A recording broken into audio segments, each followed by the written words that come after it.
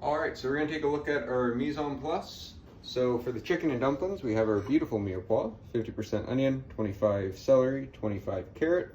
Has some nice small slices of garlic. We have our spice blend, chili flake, thyme, a little bit of garlic powder. We have olive oil to cook with, shredded cooked chicken breast, and a beautiful chicken broth, homemade of course. And then here we have basically self-rising flour. So it's flour, baking powder, a little bit of salt, and then we're gonna add water to that to make our dumplings, which we'll poach in the liquid. Super simple recipe. You can also use milk. We only have vanilla oat milk here for some reason, so we're just gonna be using water today. So we're just gonna add a little bit of our olive oil to our pot. So this pot's been preheated, which is nice. You can feel the heat coming off from it. Shouldn't be too hot. Add in our oil. Then we're gonna come in with the mirepoix. Got our spoon all ready to go. And right there, that's the sound that we like to hear. It means that's nice and hot.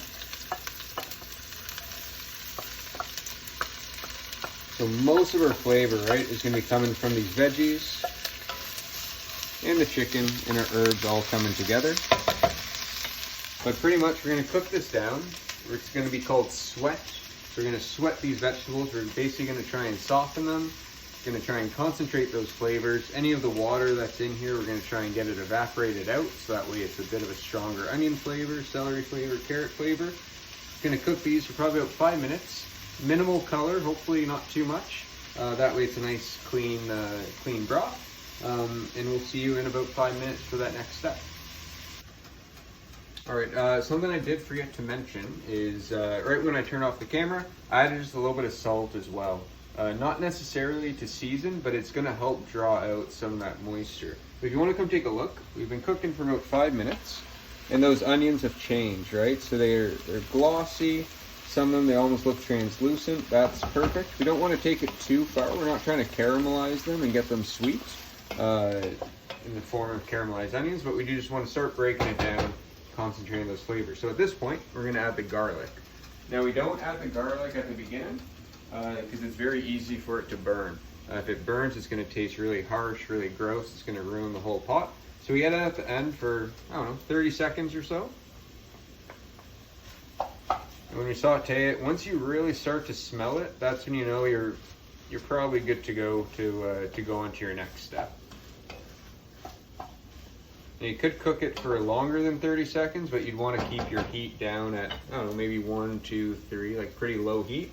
But right now with medium heat, I'm getting that beautiful garlic smell right now. It means that we're probably good for the next step, which in our case is going to be the spices. I like adding the spices at this point because it's, as they cook, it's going to toast them almost a little bit, but it's also, again, going to help release those flavors.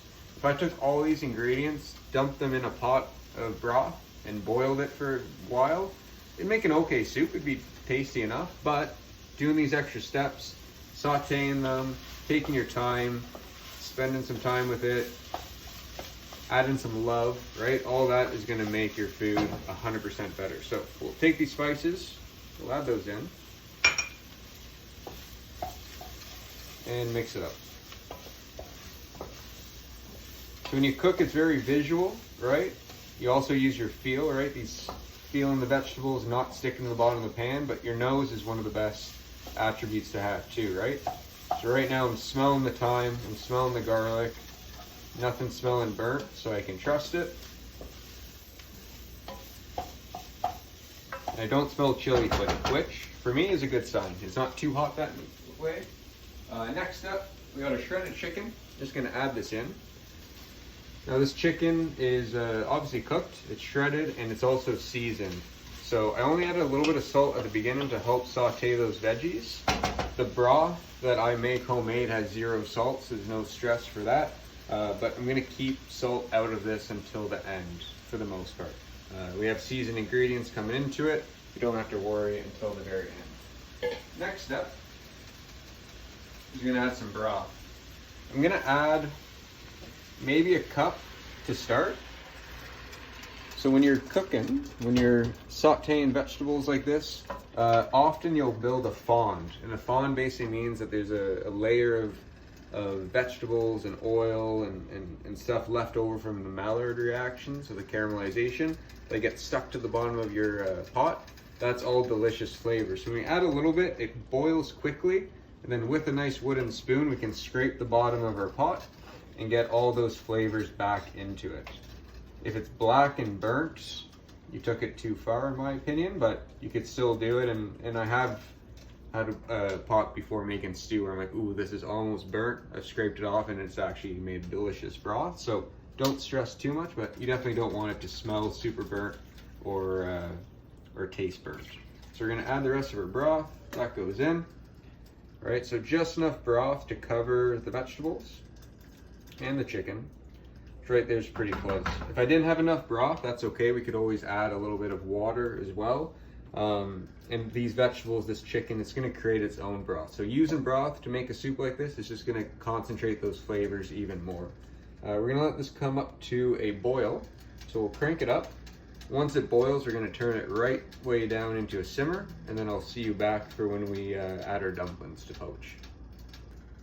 All right, so soup has been simmering away. Looks perfect. It's at a nice roll-in simmer, so lots of good bubbles.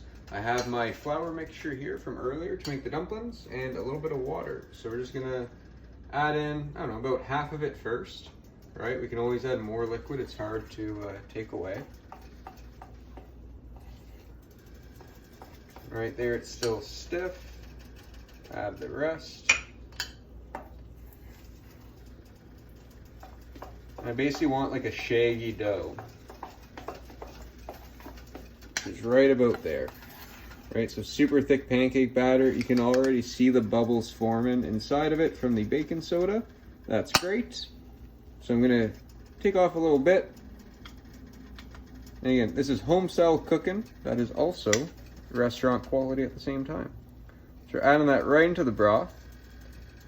So this is gonna be a great way to cook it. So these dumplings are gonna absorb all this beautiful broth. And also this flour, once it gets cooked in this mixture, is gonna help thicken our broth. All right, so we're gonna get a nice, delicious home style cook. And these are gonna go for about, give or take 10 minutes. And that's more than enough time for the raw flour taste to cook off in this broth. And right there, we got some dumplings. They're all different sizes, that's fine. Again, home style. So they're only half covered by liquid, no problem at all. We've got half of them boiling. I'm gonna take my lid, put it on nice and tight. Keeping in mind now that this lid's on, the temperature of this pot's gonna increase. So I'm just gonna turn it down, maybe a 2. So now it's on low instead of medium low. And we're gonna give this about 5 minutes. Once it hits 5 minutes, I'm gonna flip it, let it cook for another 5 minutes, and then I will see you back here for the last little picture of the video. Thanks. All right, soup is done. So dumplings cooked for about 5 minutes, flip them over, 5 more minutes with the lid back on, and just turn off the heat. Still nice and hot if you want to come take a look.